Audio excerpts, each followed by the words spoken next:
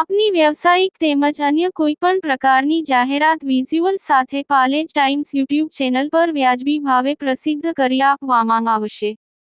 Contact number 9033910470 7016773779.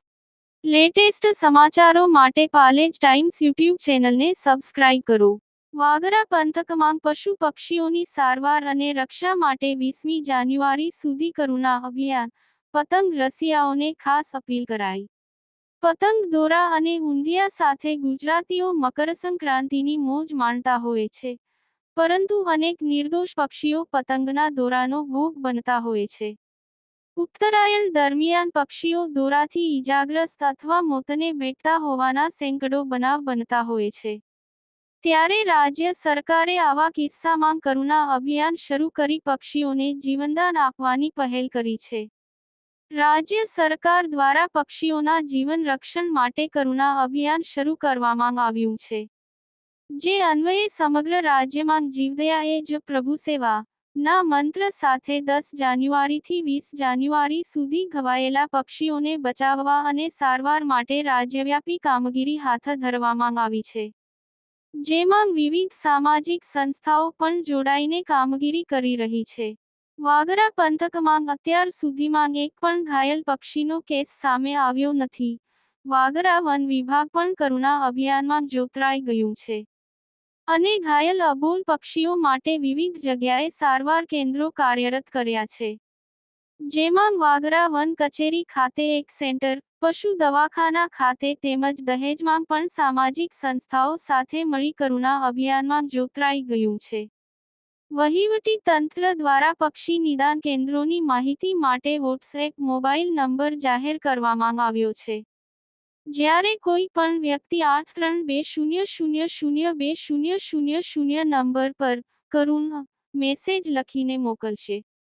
આ સાથે જ પંથકમાં એક પણ પક્ષી સારવારથી વંચિત ન રહી જાય તે માટે વાગરા વન વિભાગના કંટ્રોલ રૂમ નંબર 026412252009 તેમજ 972447079007 નંબર જાહેર કર્યો છે. જો કોઈ પણ પક્ષી ઘાયલ અવસ્થામાં જણાઈ આવે તો કંઈ પણ વિચાર્યા વિના તાત્કાલિક આપેલ નંબર ઉપર જાણ કરી જાહેર જનતા પણ કરુણા અભિયાનમાં સહભાગી બને તે જરૂરી છે. ગર્વની વાત એ છે કે અત્યાર સુધીમાં વાગરામાં એક પણ ઘવાયેલ પક્ષીનો કેસ સામે આવ્યો નથી. આ જ રીતે સાવચેતી અને તકેદારી રાખીને પર્વની ઉજવણી કરવામાં આવે તેવી અપીલ કરાઈ છે. વાગરા આરએફઓની જાહેર જનતા જોગ અપીલ. આપણી મજા અન્ય માટે સજા ન બને તેવી રીતે ઉત્તરાયણ પર્વની ઉજવણી કરવાની અપીલ કરતા વાગરા વન વિભાગના રેન્જ ફોરેસ્ટ ઓફિસર વી. વિચારણનાઓએ મીડિયા સમક્ષ નિવેદનમાં જણાવ્યું હતું કે આપણે જવાબદાર નાગરિક બનીને પતંગના દોરાનો વ્યવસ્થિત નિકાલ કરવો જોઈએ. તાર ઉપર લટકતા દોરાના કારણે ઘણીવાર પક્ષીઓ સહિત સામાન્ય નાગરિક પણ ઈજાગ્રસ્ત બને છે. ગૂંચવાયેલ દોરા જ્યાં ત્યાં ન ફેંકી તેને કચરાપેટીમાં નાખી યોગ્ય નિકાલ કરવો જોઈએ. આપણી બેદરકારીના કારણે એક નિર્દોષ પક્ષીને તકલીફ પડે છે અને જીવ પણ જાય છે. ત્યારે વ્યક્તિગત જવાબદારી નિભાવીને કોઈને પણ ઈજાગ્રસ્ત કર્યા વિના ઉલ્લાસપૂર્વક ઉત્તરાયણની ઉજવણી કરવી જોઈએ. તેમજ સવારે 9 વાગ્યા પહેલા અને સાંજે 5 વાગ્યા પછી પતંગ ન ચગાવવા પણ અપીલ કરવામાં આવી હતી. વધુમાં ઘાયલ પક્ષીની સારવાર જાતે ન કરી તેને તાત્કાલિક પશુ ચિકિત્સક પાસે લઈ જવાની પણ આરએફઓએ હાંકલ કરી હતી. યાકુબ પટેલ, ભરૂચ. ઉત્તરાયણ નિમિત્તે સૌને શુભેચ્છાઓ છે અને આપણો ઉત્સવ કોઈ પક્ષીઓ માટે કે અન્ય કોઈ પણ વ્યક્તિઓ માટે નુકસાન ન રહે તે માટે ખૂબ કાળજી રાખીને પતંગનો ઉત્સવ આપણે ઉજવીએ. તે નિમિત્તે પક્ષીઓને બચાવવા માટે આપણે વાગરા રેન્જની અંદર રેન્જ કચેરી તેમજ પશુ દવાખાનામાં અવિરત પક્ષીઓને બચાવવા માટે ટીમ આપણી હાજર છે.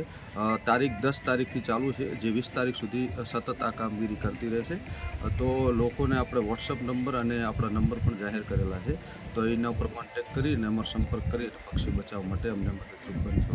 તેમજ સવારે 9 વાગ્યા પહેલાં અને સાંજે 5 વાગ્યા પછી પતંગ ના ઉડાડીએ એવો અમારા તરફથી તરફથી દરેક લોકોને આગ્રહ છે. જેથી આપણે વધુમાં વધુ પક્ષીઓને નુકસાન ન થાય અને તેને આપણે બચાવી શકીએ એ માટે આપણે અવિરત પ્રયત્ન કરતા રહીએ છીએ.